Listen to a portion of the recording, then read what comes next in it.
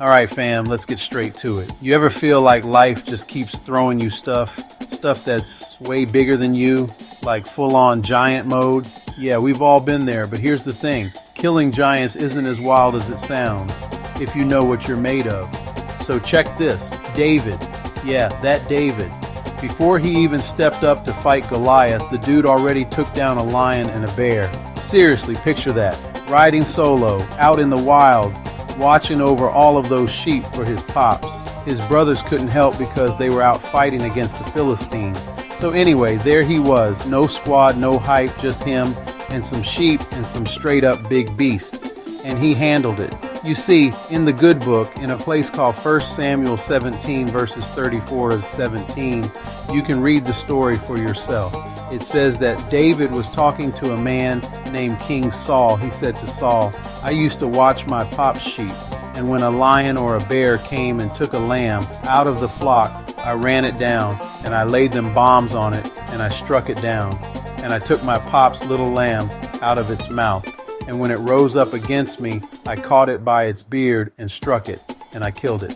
I'm telling you, King Saul, I have killed both a lion and a bear, and I'll kill this uncircumcised Philistine just like I killed those other wild animals. Well, what's the message for us? The message is that giants don't just show up out of nowhere. They've always been around you. You've already faced many of them, whether it was a breakup with Yo, Boo, or whether it was that giant test in that class that you hated that waited for you and you faced it and you nailed it, or it was that time when you felt like you didn't fit in and you faced it and you learned that it was their loss, not yours. You see, this world always gives you a summer league to play in. It gives you practice rounds first. Practice rounds that allows you to kill all of those smaller lions and bears. And those little wins, they add up to make you more than capable to defeat the big one when it comes your way. So you kill your big giants by first crushing the smaller stuff. Tackle that essay you've been ignoring. Hit send on that awkward text. Force yourself to get out of bed even when every fiber of your being says stay down. Eventually, all of those little wins start stacking up. You see, you don't become a giant killer overnight.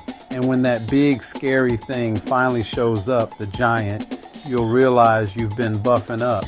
You'll realize that fighting all of those smaller lions and bears have helped you to bulk up. You'll look at yourself and realize that you have put on some serious muscles. The reason David didn't freak out was because he could recall what he had already done, and he knew that he was never alone.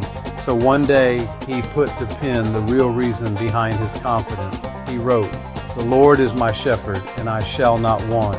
He makes me to lie down in green pastures. He leads me beside the still waters. He restores my soul. He leads me in the paths of righteousness for his name's sake.